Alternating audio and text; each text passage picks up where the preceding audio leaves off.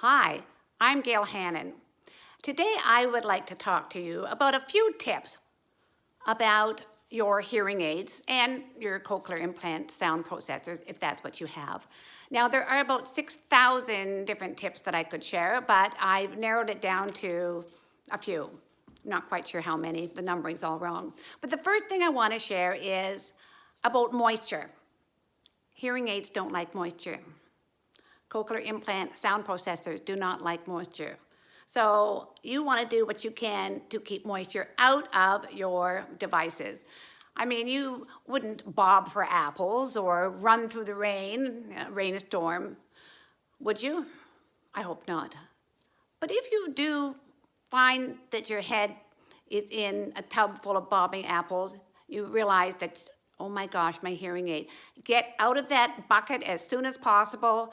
Dry off your hearing aid, put it in your drying aid, which I'm sure you have and which you use every night for your devices, and dry it as best you can. You may need to call the hearing health professional, so just be careful of moisture. Oh, and also, after showering, wait a half hour before you put your hearing aid in. That inside the ear retains moisture, and you want to keep it as dry as possible for your lovely, expensive devices.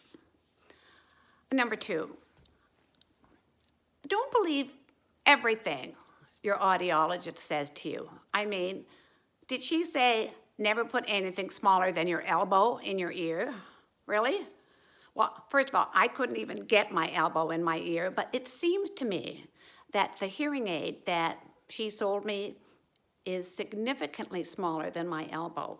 So, but you can believe everything else she says, except maybe the price tag of $4,000. You might want to ask about that because there are options. Next one. Oh, and while you're asking about that price tag, you might also want to ask about telecoils. You want a telecoil in your hearing aid. It will connect, when there's a hearing loop, it will connect you to the telephone.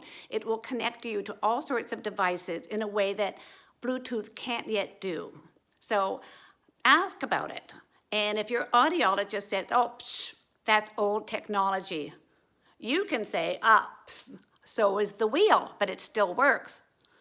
Telecoils, ask about them. Oh, so every night when you go to bed, or every morning when you go to bed, put your devices somewhere safe.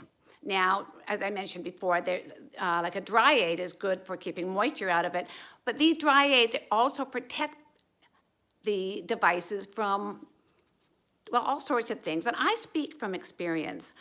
Once years ago, I didn't follow my own advice, and I just had my hearing aid sitting beside me, bedside table, and when I woke up in the morning, my roommate's very large, hairy dog was smiling at me with bits of my hearing aid caught in his little doggy curls.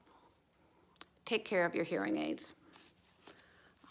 Every time you get a new hearing aid, it's like the first time. And by that, I mean it's loud.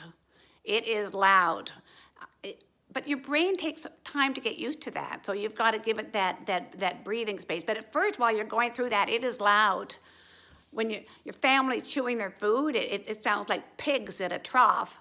The cutlery and the glassware is so clanking and annoying that you are going to ask your family to eat with their hands. But hang in there. Be patient. It gets better. Oh, and speaking about family, sometimes we need to go to a little extra work to explain hearing aids to our family. They don't wear hearing aids. They don't have hearing loss, so they can't fully understand what it's like. And if you're like me, there might have been times when you've said pardon a couple of times, and one of your family members will go, have you got your hearing aids in? And when you answer, yes, I do, I don't know what they're planning on saying after that, but let them know what it's like, that hearing aids don't correct hearing loss in the same way that glasses correct vision loss. take some time to help your family understand your hearing loss and that you'll be able to communicate better after that. Where are we? 7, 8, I can't remember. Very important. Do not try to repair your hearing aids by yourself. I mean, some models you think, how would I even do that? But some of them, you might look and say, oh, I can get that little gut out, and you try and pull it out. You might set off a tripwire and the whole thing will explode. I'm just kidding, that doesn't happen. And don't try and suck it out. You might get more than you expected. So leave the repairs to the professionals.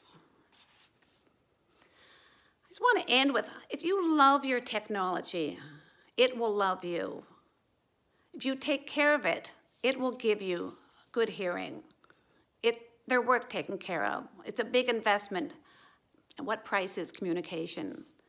Now, if you don't have a hearing aid yet, but you think maybe you've got some hearing loss, do some research, check into it, have your hearing evaluated. And if you need hearing aids, get them, because I speak from experience when I say hearing aids are life-changing.